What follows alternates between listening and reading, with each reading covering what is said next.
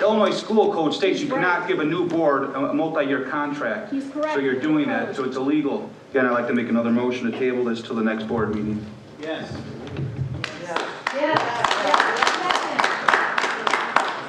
You cannot change the past, but you can change from this moment on. As I looked at the agenda, what was obvious to me is that there is an attempt to jam through some lame duck things that probably would not carry with the new board members. I would like to strongly suggest, out of a sense of honor, given the things that come up today, which are a shock to everybody, I think. The community just found out about these emails, which certainly raise a lot of ethical questions. They may raise legal questions. Also, you have a lawsuit that was delivered right here in all of our presence. So I would ask the board, again, out of respect for the citizens, to please delay those issues that are on the agenda that should be considered by the board that was just elected by the people. Please honor the people. Thank you.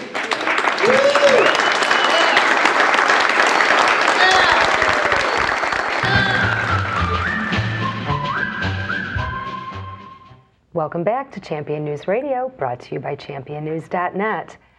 We have a new guest with us right now. We were talking to Marshall Norris and Paul Mitchell, but now Michael Carbone has joined Jack Roeser and myself, and we are talking about District 46. And we were talking about a meeting that happened after all of this, after this election. There were new school board members elected, which I gather is a good thing. And I want to hear a little bit about this particular meeting, what happened, and how all of that unfolded.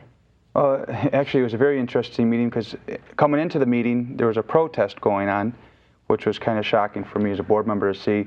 But then, of course, there was a lot of folks there.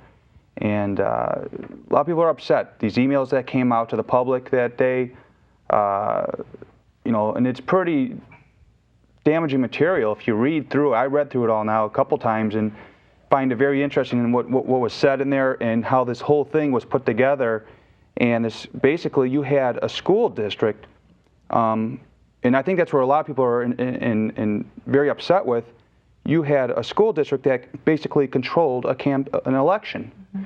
You had 5 school board members, a superintendent, an assistant superintendent, mm-hmm. the secretary, 2 union presidents, the IEA, the AFT, the Democratic Party, and 3 PTOs, all involved, and a foundation, which is another non-for-profit organization, all running this election.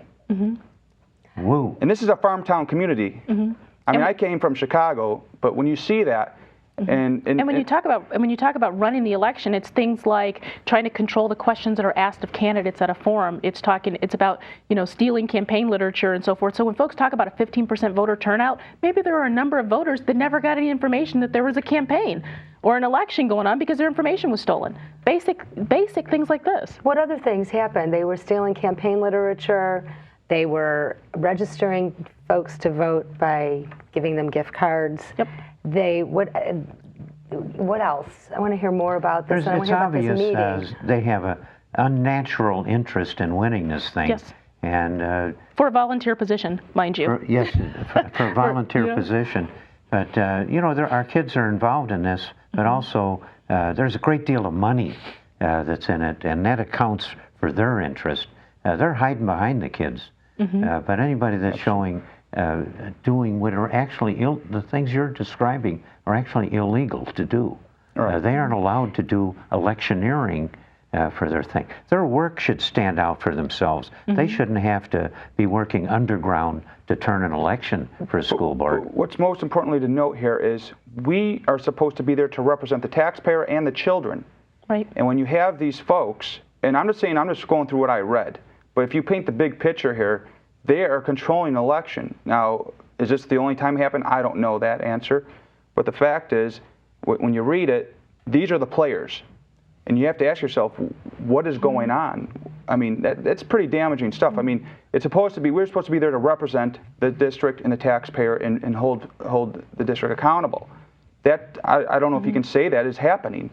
based on what you read. As a mother, and I'm the concerned about complaints. the checks and balances. If the school board, if the 7 people on the school board are supposed to be the balance and provide the direction for the superintendent, and that superintendent, that's theoretically, the board, that's her boss. So if she's in cahoots with hiring her boss by trying to control an election, at what point is there any balance? So that I know that my child's needs are being met. There is no need, there is no balance, and it isn't about the children.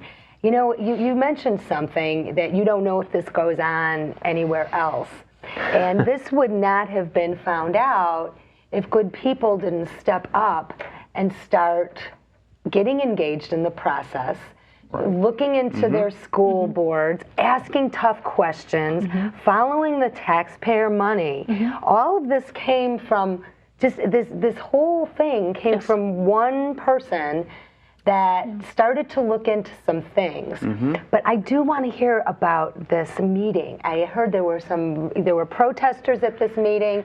There were other things that transpired at this meeting. One of the things I found interesting was the fact that our school district waited until the very last day to seat the board members that were duly elected by the people of Grace Lake. There were 2 new board members coming on. And so, unlike in the past, when they sat an interim board member in January, Miss Colleen Wade, they had her board packet, they had her nameplate, they were prepared to seat her, and they did it right at the beginning of the meeting. Now you have people, which they chose her themselves as an insider. Now you move forward. The people of Grays Lake spoke. They elected 2 new board members. This board waits until the last day to seat them, and then they wait until almost the end of the meeting. They have no nameplates for them, no board packets, no information. Did they pass anything with the new board, or did they? Right, and that's where the biggest concern. Out of respect for the 2 new board members, they even asked the board in public comment to please refrain and wait till the new board is sat. And out of respect, absolutely. I've been to 5 different swearings this past couple weeks, and the only time they pass any type of business is the everyday business in the school district. They're passing, I mean, a union contract, a full-day kindergarten program, all these things. And not that I'm against some of those things. It's not about that. It's about let the new board come on, and out of respect, let them be a participant, because now they got to deal with that contract in the next year or 2. They passed this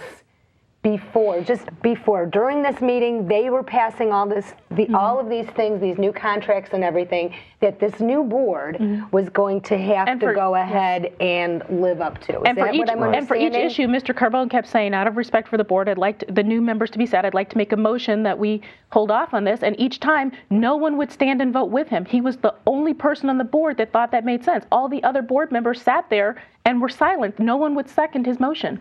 To wait until the people elected by the people of Grays Lake elected could vote how the people wanted them to vote. I really want to hear more about this Grays Lake lame duck session that happened in about 25 minutes. When we come back after the break, this is going to be great. Stick with us.